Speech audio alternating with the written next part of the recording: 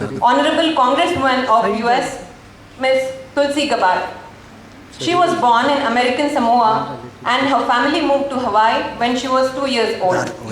Right from the start, Ms. Tulsi was deeply influenced by the Bhagavad Gita, and later in her teens, she chose to be a practicing Hindu.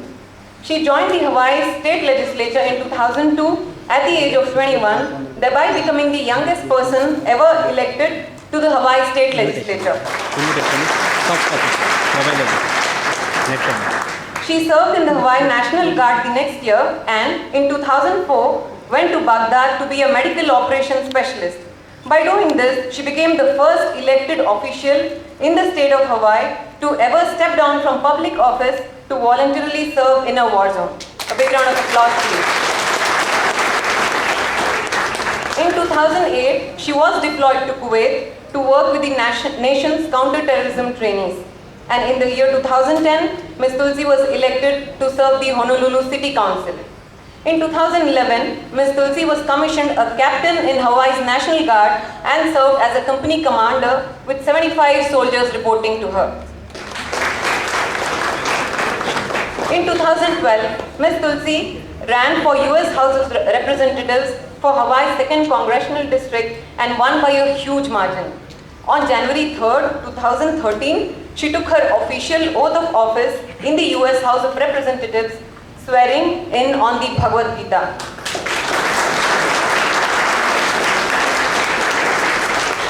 She also got elected for a 2nd term this November. Tulsi is the first American Hindu ever elected to Congress.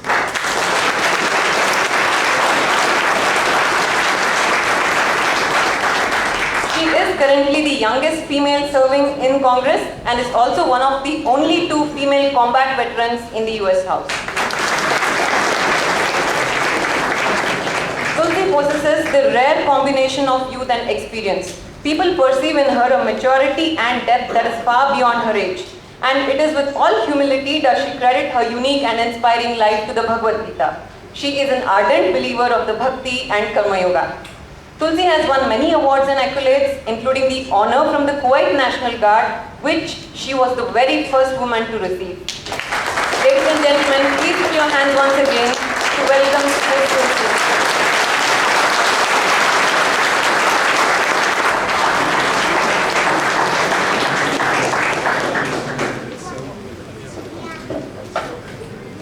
Namaste, aloha, and Jai Shri Krishna. I couldn't hear you. Jai Shri Krishna. Much better. Thank you all so much for welcoming me here so generously and so kindly this evening. It's an honor to join you and to be able to share a few of my own thoughts and insights with you. Thank you for your very kind introduction. She did a fantastic job. She's still working. That's for you. Where I come from in Hawaii, some of you may be familiar that a common greeting that you will hear is aloha. Aloha may be a little similar. Yes, aloha. Aloha. It's a little similar to namaste. It is used oftentimes for people when they say hello or goodbye. But it's also often used in a very superficial way. Actually, there is a very deep meaning to the word aloha that's very special. When you greet someone with aloha, you're greeting them with deepest respect and an open heart. When you say aloha, you're saying that I offer you my respects and my heart is open.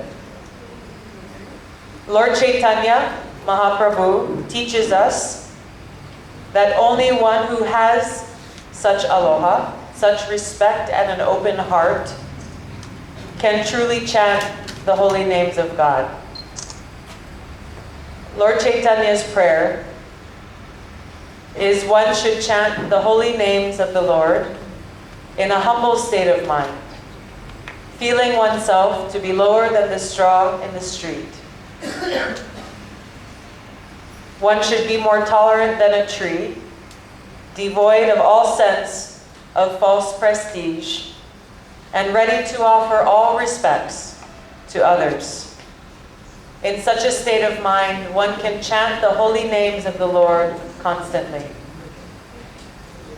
What we see in the world today, whether it be in our neighborhoods, in our communities, in our country, in many different industries around the world, is that we lack true leaders who exhibit this spirit of aloha, of true respect, truly caring for those around them, and acting as a servant rather than a master.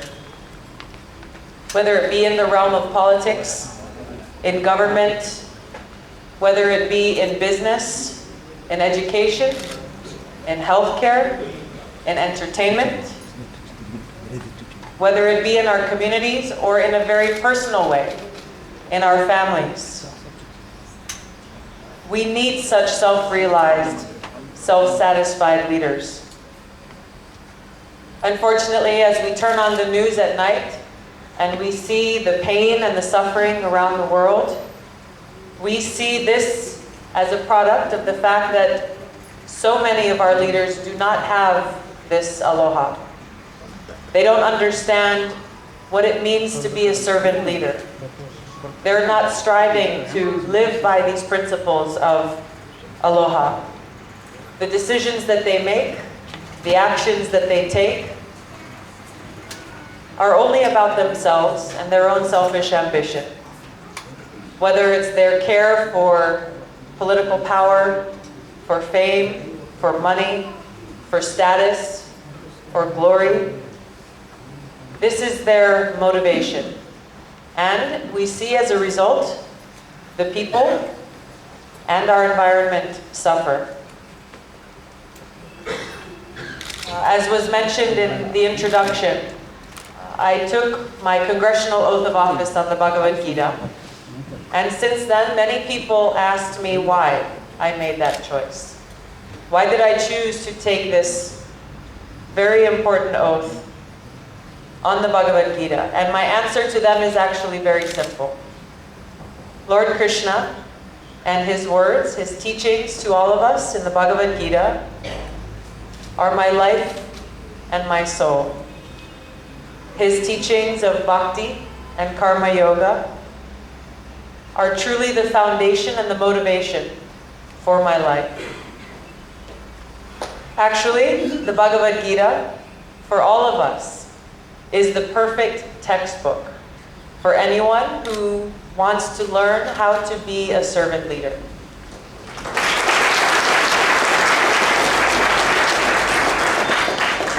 The teachings that Lord Krishna has gifted to us through the Bhagavad Gita are as relevant to us today as they always have been and they always will be.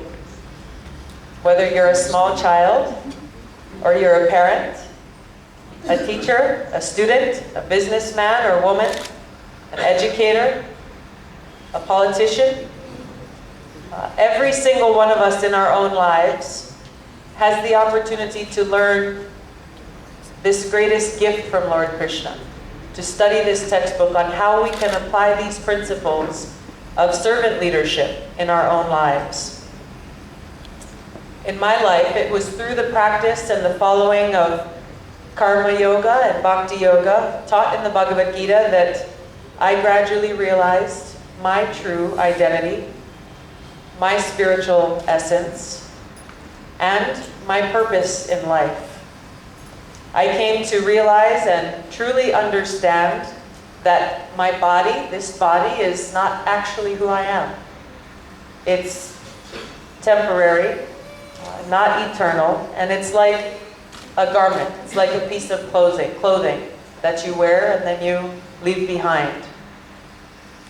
I came to understand my true identity as spirit soul, as Atma, only temporarily using this body. And I came to appreciate and understand and know in my heart of hearts that God is my best friend. I realize that throughout my life, I have only ever been truly happy when I've been using my life in God's service. I felt that one way that I could serve God and do my best to be pleasing to Him was by engaging in karma yoga, by working for the well-being of His children and the environment. So as a youngster, as a teenager, I grew up in Hawaii and I enjoyed the ocean. I went surfing all the time. I went hiking outdoors. And I became frustrated because I saw people throwing their trash on the ground. I saw people lacking in this care for our home, for our environment, for land and water. So I knew that I needed to do something about this. I co-founded an environmental nonprofit with my father called Healthy Hawaii Coalition. And through this program, we developed and implemented a 2-day educational program that we took to schools all across the state of Hawaii, reaching out to thousands of children who were in elementary school, 8, 9, and 10 years old.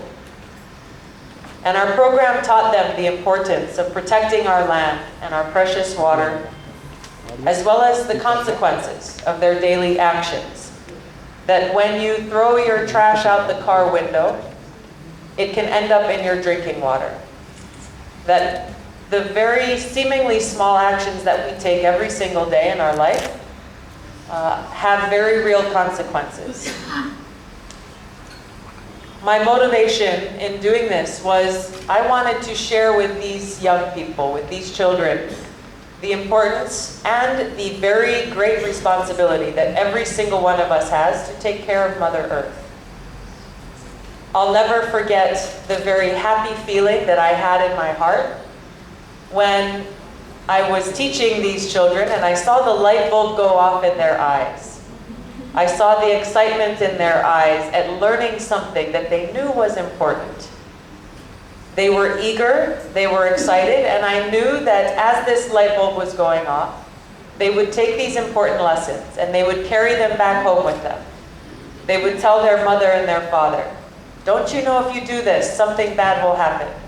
They would tell their siblings, "Don't you know what happens when you leave your trash on the ground, when you don't care for our Mother Earth?"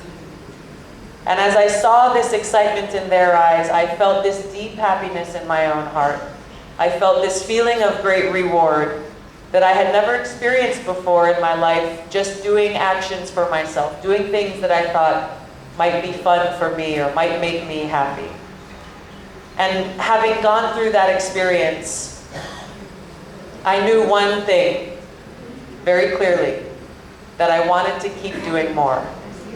I wanted to keep doing more and more for other people. I felt that while this program was effective and very good, I needed to be in a position to have greater influence to continue to try to solve these problems and more. That's what motivated me to run for the Hawaii State House of Representatives when I was 21 years old, at a time when many people asked me, "Why aren't you out going to a party?" I felt very resolute and very committed in my mission and why I was doing what I was doing. After the attacks on 9/11, where more than 3,000 Americans were killed in New York City, this horrific attack changed everything, not only for our country, but around the world. And like so many others from my home state of Hawaii and from across the country, I joined the military, enlisting in the Hawaii Army National Guard. I wanted to serve my country, and I wanted to join in the fight against these Islamic extremist terrorists who were responsible for this attack. I knew in my heart that this was the right thing to do, and that I needed, personally, I needed to take a stand to do something to fight against these people who, in the name of God, were engaging in these horrific terrorist activities.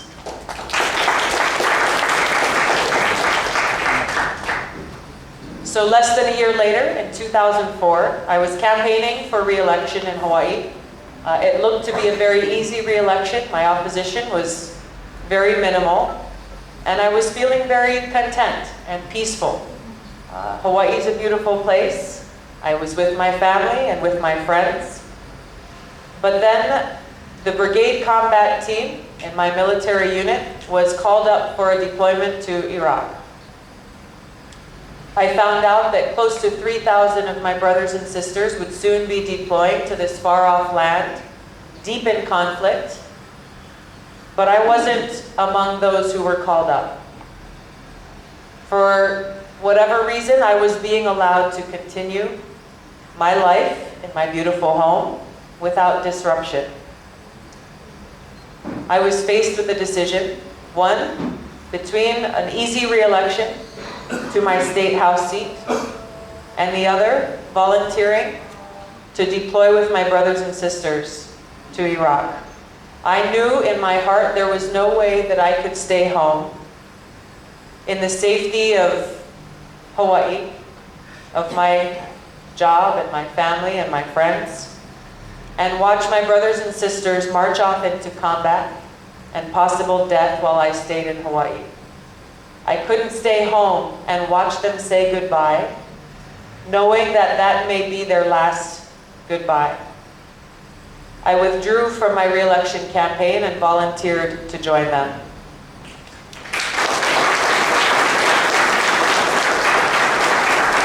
Shortly after arriving there to the camp where we were based for most of the time, it was a camp about 40 miles north of Baghdad, a camp that was nicknamed Mortaritaville because of the constant mortar attacks on the camp. And in that camp, next to one of the main gates where the patrols went in and out every day and every night, there was a very big sign at the gate that read, "Is today the day?" In big black letters, "Is today the day?" This sign was a constant reminder to me and to all of us who were serving that that day could be the day that I leave my body. I served in a medical unit during that first deployment, and every single day I was faced with the death and destruction and the ugliest side of war. There were friends of mine who were killed in combat. There were others who I didn't know personally who never made it home. This reminded me of these teachings that Krishna has given us in the Bhagavad Gita about the temporary nature of these bodies. This experience allowed me the opportunity to constantly reflect and meditate upon the truth of my eternal identity, and to always hold the Lord close to my heart and to take shelter in Him.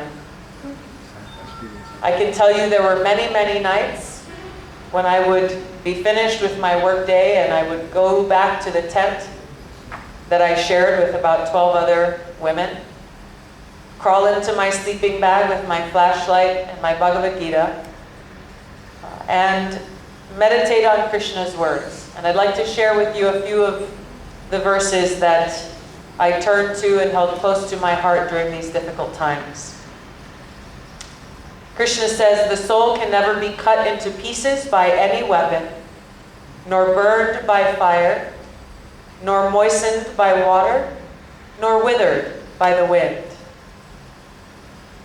Always think of me and become my devotee. Worship me and offer your homage unto me. Thus, you will come to me without fail. I promise you this because you are my very dear friend." In chapter 18, Krishna says, abandon all varieties of religion and just surrender unto me. I shall deliver you from all sinful reactions. Do not fear. After coming home from my second deployment to the Middle East, I had learned many lessons, had experienced many things, and I knew that there was an opportunity to be of service because I realized that our Congress needed representatives in positions of leadership who had a greater appreciation and understanding of the high cost of war, the high cost in precious human lives, as well as the cost in resources, the cost on our economy, the cost in our country. In the United States, it's the Congress that has the responsibility to declare war. It has the responsibility to make that very important and difficult decision about when and where our men and women in uniform are sent into combat, when and where their lives are put into harm's way. So I decided that the best way that I could be of service was to run for Congress. When I had the opportunity to do so in 2012, I took it. I won that election, and ever since have been doing my best in Congress to continue to work for the well-being of all people.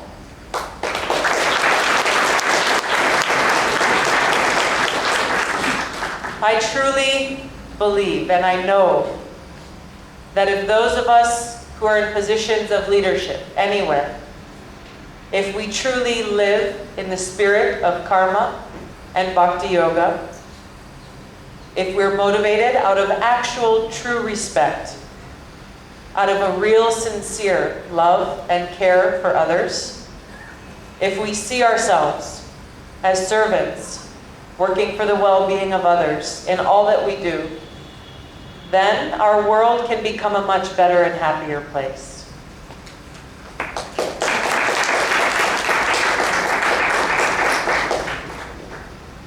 When I'm talking about leaders, I'm not only referring to leaders in Parliament, to your Prime Minister, to our President, to Congress.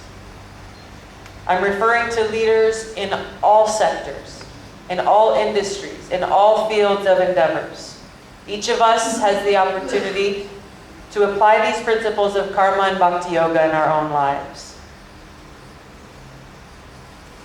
If you're a farmer growing food, you can grow food that is good, that will nourish and feed people. If you're sweeping the street, you can clean those streets so that our children and our families have a healthier place to live. If you're in the military, you can stand up with integrity in your service to your country and your people.